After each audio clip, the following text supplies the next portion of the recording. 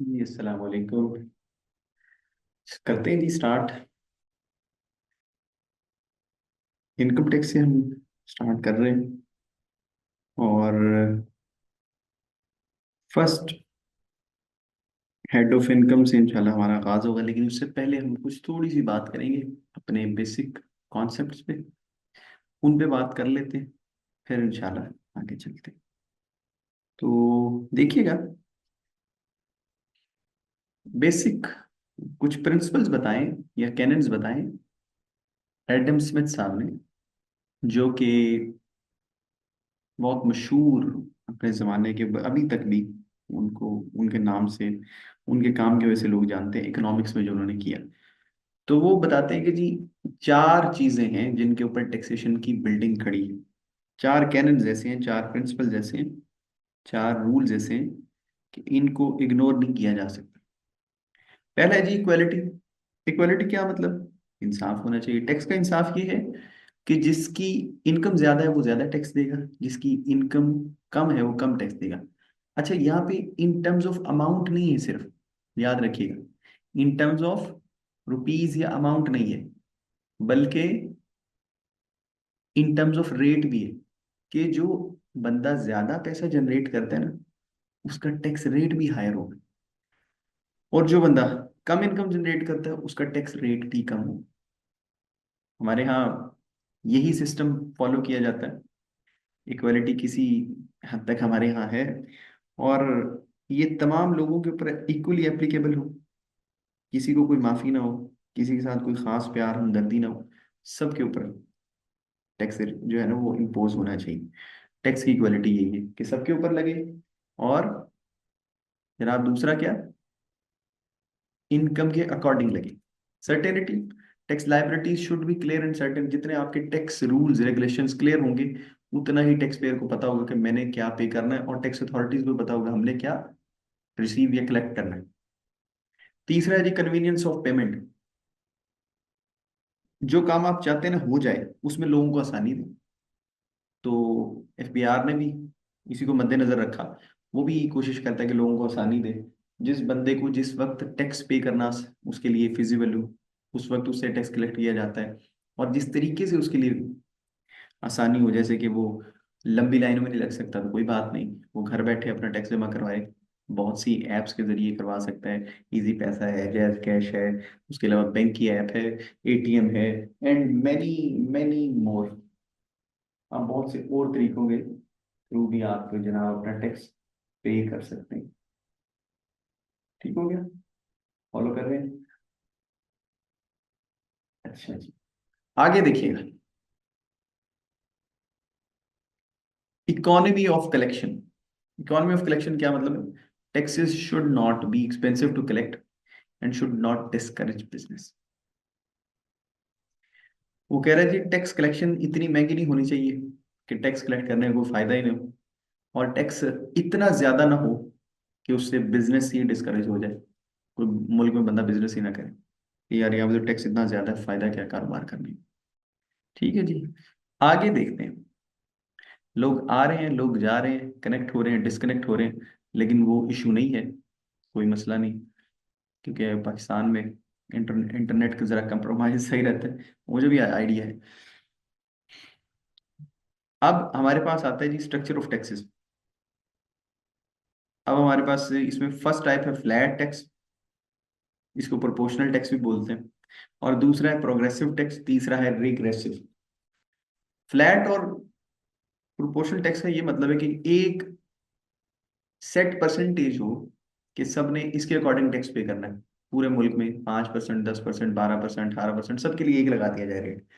लेकिन उसमें क्या है कि कुछ लोग ऐसे हैं कि जो 18% जिनके लिए बहुत ज्यादा है, उनके लिए 18% अपनी इनकम का देना मुश्किल है। कुछ लोग ऐसे हैं जिनकी मौज लग जाएगी, जिनको वैसे तो 35-40% टैक्स देना पड़ता है उनकी इनकम के अकॉर्डिंग, लेकिन जब 18% रेट होगा तो उनको कम टैक्स देना पड़ेगा। तो इसलिए ये मेथड फिजिबल नहीं। इसमें किसी एक के साथ तो ज्यादती हो रही है और दूसरे को जरूरत से ज्यादा फेवर मिल रही है। तो यहाँ पे जो पहला प्रिंसिपल ऊपर हमने पढ़ा था इक्वलिटी, यहाँ पे वो काम नहीं होगा। दूसरा प्रोग्रेसिव। प्रोग्रेसिव का मतलब मेरे भाइयों मेरे दोस्तों ये है कि जो जो इनकम इंक्रीज करे टैक्स रेट भी बढ़े। टैक्स रेट बढ़ने की वजह से यकीनन वो जो अमाउंट है टैक्स की वो भी बढ़ेगी, और जिसकी इनकम कम होती जाएगी उसका टैक्स रेट भी कम होता जाएगा। तो ये तो ठीक है, ये समझ आने वाला है, क्योंकि ऊपर हमने जो पढ़ा इक्वालिटी, उसके मुताबिक ये सबसे बेटर है। तीसरा है रिग्रेसिव, इनकम बढ़े टैक्स रेट कम हो, इनकम बढ़े टैक्स रेट कम हो, इनकम कम हो टैक्स रेट बढ़ जाए। जी समझ आती है? ज्यादा कमाने वाले कम टैक्स दें, कम कमाने वाले ज्यादा टैक्स दें, तो ये तो कहीं भी वैसे चलता नहीं। और इसकी क्या लॉजिक है इंशाल्लाह भी आपको बताते नहीं आए जी। थोड़ा सा समझ ले, अभी तक जो चीजें हमने देखी हैं, जो जिन पे अभी हम तक हमने बात की है, उनको थोड़ा सा प्रैक्टिकली समझने की कोशिश करें, फिर चलते हैं आगे। अब इस सब को करते हैं, चलें। अब ये दो लोगों का हम कंपैरेटिव एनालिसिस करेंगे।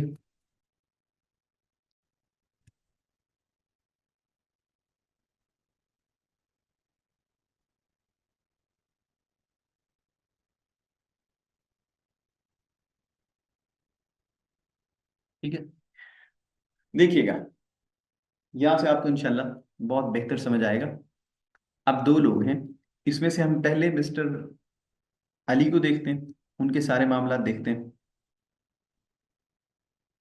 और फिर हम जनाब रजा भाई जो हैं उनके मामलात की तरफ चलते हैं। ये अली साहब ने सेल्स की हैं 80 लाख रुपए की, 8 मिलियन रुपीज की पूरे साल में। अब ये जो 8 मिलियन की उन्होंने सेल्स की हैं, ये कितने यूनिट्स हैं? सपोज कर लेते हैं ये 100,000 यूनिट्स हैं, 1 लाख यूनिट्स। इनको इन यूनिट्स की क्या कॉस्ट बेयर करना पड़ी? अगर ये ट्रेडर हैं तो इन्होंने ये चीजें कितने की परचेज की थी? अगर मैन्युफैक्चरर हैं तो ये चीजें बनाने में क्या खर्चा हुआ था? तो वो खर्चा है जी 5.5 मिलियन।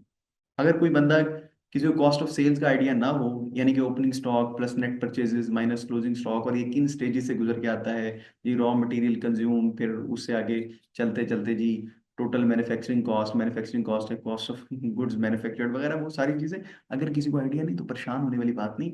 अभी वो सिर्फ ये समझे कि 80 लाख रुपए की जो चीजें हम सेल कर रहे हैं, हमने वो कितने की परचेज की, हमें वो कितनी कॉस्ट करनी। तो हमने लिखा जी 5.5 मिलियन, यानी 55 लाख रुपए की हमें पड़ रही है। तो हमारे पास रिजल्टिंग फिगर क्या है? 2.5 मिलियन। ये अभी ग्रॉस प्रॉफिट है, नेट ऑफ नहीं हुआ। और अभी आपने घबराना भी नहीं है, अभी आपने ये नहीं सोचना कि शायद ये एक्सेल पे ही हमारा टाइम गुजारेंगे, नहीं। अभी हमने चलना है अपने पोर्टल की तरफ, वो भी हमने खोल के रखा हुआ है, आपने परेशान नहीं होना, क्योंकि दो तीन लोग आए हैं और वो डिस्कनेक्ट हुए, मेरा ख्याल है वो घबरा गए होंगे कि शायद हमने थ्योरेटिकल डिस्कशन करनी है, ऐसा नहीं। ये हमने खोल के रखा हुआ है, बिल्कुल नहीं घबराना, बिल्कुल नहीं परेशान होना। थोड़ा सा उसकी बेस बना लें, मैक्सिमम 3-4 मिनट लगेंगे, इंशाल्लाह फिर हम उसी की तरफ आएंगे। प्रैक्टिस, हमारे जो सेशन होंगे वो प्रैक्टिकल होंगे, उसमें 20 से 30% थ्योरी, बाकी 70-80% हमारा प्रैक्टिस पे ही फोकस होगा। अब ये ग्रॉस प्रॉफिट आया, इसमें से मजीद कुछ एक्सपेंसेस भी लेस करने की जरूरत है, क्योंकि देखिए बिजनेस में सिर्फ खर्चा प्रोडक्ट का तो नहीं ना होता, कि प्रोडक्ट खरीदने का खर्चा, बिजनेस को चलाने का भी खर्चा होता है। एडमिनिस्ट्रेटिव एक्सपेंसेस भी होते हैं, फाइनेंशियल होते हैं, मैनेजमेंट एक्सपेंसेस होते हैं, सेलिंग एक्सपेंसेस होते हैं। वो कौन कौन से एक्सपेंसेस? जैसे बिजनेस की प्रेमिसेस का रेंट हो सकता है, यूटिलिटी बिल्स हो सकते हैं, स्टाफ की सैलरीज हो सकती हैं, और stationery, office supplies, repair maintenance, vehicles running. उसके अलावा नॉन कैश एक्सपेंडिचर्स हो सकते हैं, अमोर्टाइजेशन भी हो सकता है, बैड डेट हमारा हो सकता है जी, और तीसरा हमारा जनाब अमोर्टाइजेशन हो सकता है।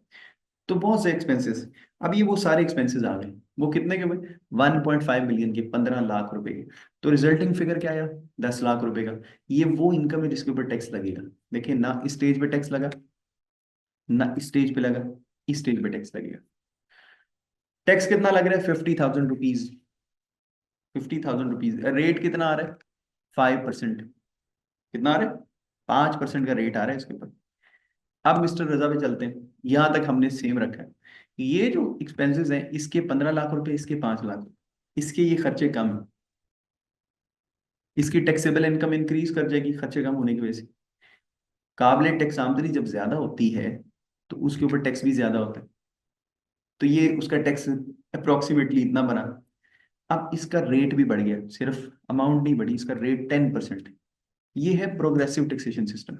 अगर दोनों का रेट सेम हो, इसका भी 10%, इसका भी 10%, तो इसमें देखें, इसमें अमाउंट तो बढ़ी लेकिन रेट सेम है, तो इसको प्रोग्रेसिव नहीं कहा जा सकता। इसको फ्लैट, फिक्स्ड या प्रोपोर्शनल टैक्सेशन सिस्टम आप बोल सकते हैं। फिर रिग्रेसिव होता है। रिग्रेसिव को वैसे समझने की इतनी ज्यादा जरूरत नहीं है, लेकिन फिर भी मैं बातों बातों में चले बात कर ही देता हूँ। रिग्रेसिव ये होता है कि एक बीएमडब्ल्यू वाले ने पेट्रोल डलवाया और एक जनाब बाइक वाले ने पेट्रोल डलवाया। अब दोनों को 18% के हिसाब से टैक्स देना पड़ा, लेकिन उनकी इनकम के हिसाब से चेक करें ना, एक बंदा महीने का 4-5 मिलियन कमाता है, यानी 40-50 लाख रुपए। एक बंदा महीने का 60-70 हजार रुपए कमाता है।